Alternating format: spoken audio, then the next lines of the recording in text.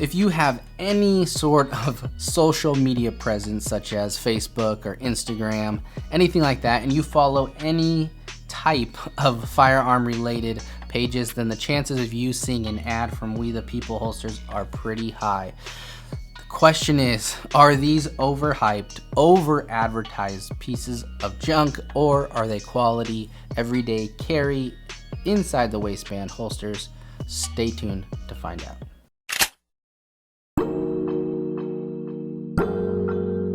So the time has come for me to give my honest opinion about We the People holsters. I've put in the time, I've put in the work to give you my honest opinion about these. And with that being said, I do have to make this announcement. This is completely paid for by myself. There is no one telling me to advertise this for them. And the reason I do that is because I want to give you guys my honest 100% opinion. I don't want anyone telling me what to say about this holster or what I think about it. This is your time and your hard-earned money that you would be spending and investing listening to this review, and I do not want to waste that. I take that very seriously. So that is why I am using my money to pay for this. We the People doesn't even know I exist, so this is 100% my opinion, what I like about it and some things I do not like about it. Also, make sure you stay to the end because that is where I will give you my yes or no. Should you purchase this holster or should you stay away? Let's get into it. So we will be evaluating this holster under three main categories. The first one being use. Did everything show up as it should, or did anything break during my testing and reviewing of this holster? Number two is going to be concealability. Did everything on this holster work as it should to the point where I can conceal this well? Was there any issues with printing during my testing? And number three is going to be price and comfort. Was this a comfortable carry holster, or did I just want to throw it away after the first day? And as price, did the holster justify what I paid for it? And I will give you my complete invoice, exactly how much I paid for this, and my opinion on what I think about the price of this and the quality of build. So number one, use. Did everything show up as it should? Yes, it did. I didn't have to call them and say, hey, I'm missing parts, or something showed up and it was broken. I got it within a week, I believe, which is pretty decent. I would imagine companies that are this size, they have a pretty good stock ready to go to ship out. This is for my SIG P365. This is what I used it with. Now the claw did come separate from the holster, came at the same time, but I did have to assemble it. So something to be aware of. And the reason I had to assemble it is because I had to purchase it separately, of course. And we'll get into that when we get to price, exactly how much I paid for the holster and the claw itself. Now, use. Did anything break during my testing? No, nothing broke. I didn't have any screws go missing. I didn't have the belt clip, loosen up or snap.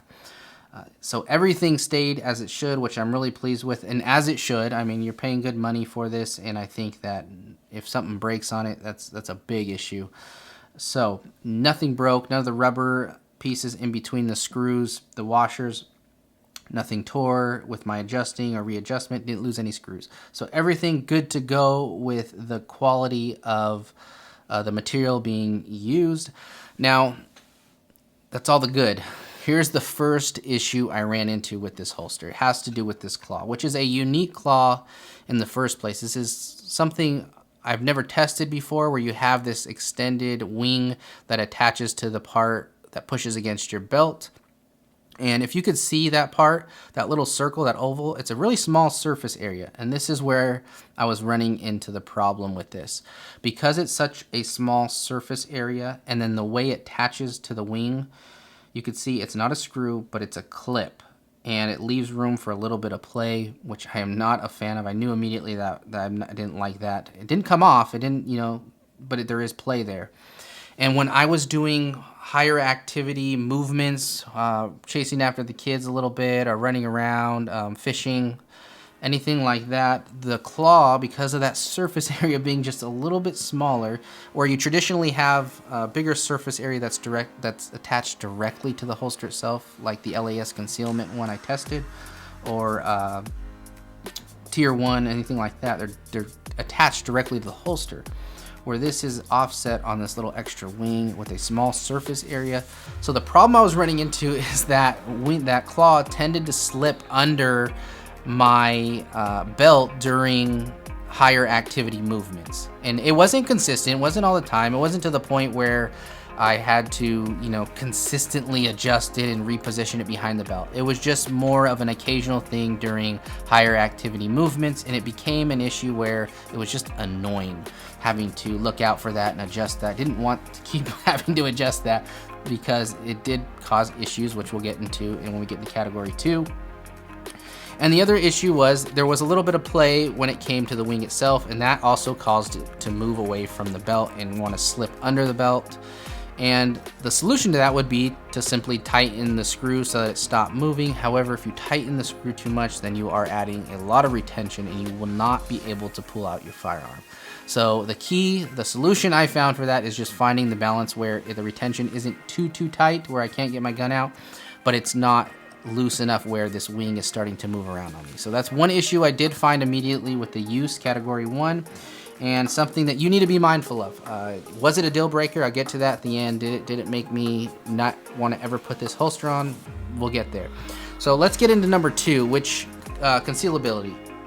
And this is where that movement of that claw became an issue. So when the claw was working like it should, and for most part it didn't move too much, it concealed perfectly fine. I carried an appendix and I didn't have any major printing issues, you can see that. But here's an example of without that claw. This is why the claw is so important, because it does help push the handle of that gun back into your body, which is the whole purpose of the claw. And when it's slipping under my belt, then the concealability becomes an issue and the handle is poking out.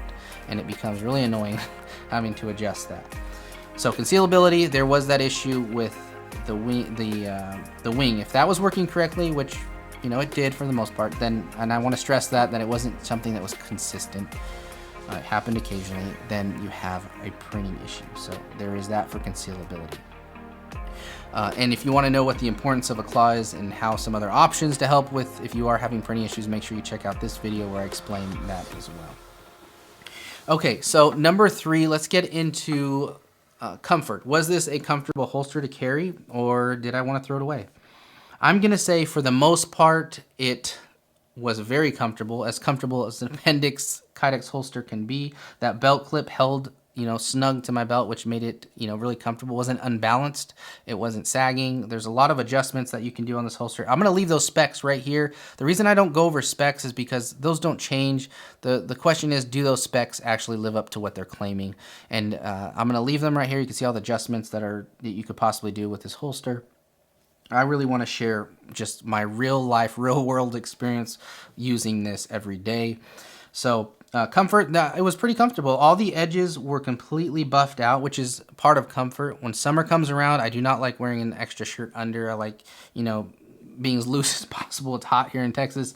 And I've run into the past where some of the cheaper holsters, I had to buff out some of the Kydex on the edge to make it a little bit less rough against my body. But with this one, everything was smooth and there was no hard edges there. So very comfortable to carry. The high sweat guard helps as well. Or I guess this would be a mid. No, with the SIG, it was actually high.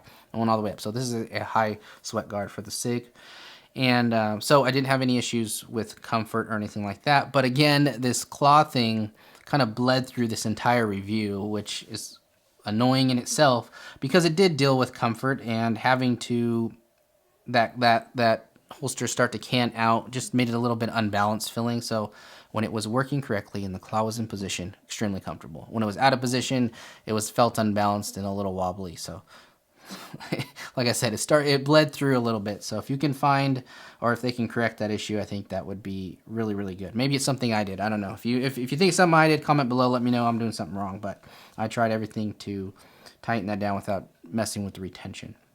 As far as price, here is the invoice. This is what I paid for it, $57. You can see that the holster was $40, the claw was $18. It's an expensive claw. It's an expensive add-on. Some of these other holsters that I paid for, some of these higher ends, they come with the claw, which is, I'm sure obviously is included in the price. That's somewhere in there. But you do have to pay the $18 out the door with the discount code, which I usually see them run on their websites, like 10% off, last minute 10% or something. Like they're always running it. Gets a few dollars off, so at the end of the day I paid $57 for everything. I did not add a color, obviously it's black. If you add a color, I checked, I messed around with it. It was like $9 extra for certain designs and colors, and I think the price fluctuates depending on what you go for. And so which would put, let's say I get the color on there, I get a nice design on there, then, and let's say I don't get that discount code, then I'm running up towards $70, and that's expensive. And this is where my second issue with the holster is. First being that claw issue. Number two is being the price. If you can get a discount code and you just want it in black, then I think $50 is where this holster is. It's a high-end $50. I still think it is, but it's reasonable to do. If you start putting designs on this and you don't have that discount code, or you can't find one, and you're upwards of $70, and so I just don't think that this holster is a $70+ holster. It's just my honest opinion on that. I have the LAS concealment. Check out that review. That was all of 80 something bucks, and I believe that holster was worth every penny of that $80. It's still one of my favorite holsters, and I just didn't feel that with this one. And I want to share that with you and be honest with you about that. If you get the discount code, get it in black, stay around 50, I think you'll be okay. So where does this holster fall at the end of the day? Is it a amazing holster? Is it absolutely junk? I would say neither of those. It kind of falls right in the middle. It wasn't the best holster I ever reviewed so far, and it wasn't the worst by a long shot. It just kind of fell right in the middle. So if you are considering purchasing this, I think this is kind of a middle ground holster. If you can keep it around $50, I wouldn't pay more than what I paid for it. And there are some other ones out there like LAS concealment, things like that, that I think would be worth it. So just my honest thoughts on that. I would say this is a good to go holster as long as you do not overpay for it and you don't have some crazy expectations for it to be a high-end holster or a junk holster. It falls right in that sweet spot, right in the middle. So if you do have this one, I think you are good to go. I don't think you have to panic about anything or find something else as long as it's working for you. Just be mindful of that claw and make sure you can find that balance of it being tight enough where your gun can't, you don't want that gun stuck in there, and not loose enough where that claw starts to have some play. So that is my review of We the People holster. I look forward to doing some more reviews. I have some more coming out. I've been testing so many holsters, but I enjoy doing it. I love giving you guys my honest opinion. Next video I believe have coming out is going to either be my wife sharing her experience being where an intruder robber broke into our house, and it's just a crazy story. She wants to share that, or a TX22 review, my 1-year review of my TX22. So look out for those videos, and go ahead and check the link for some of these other videos I've already shared.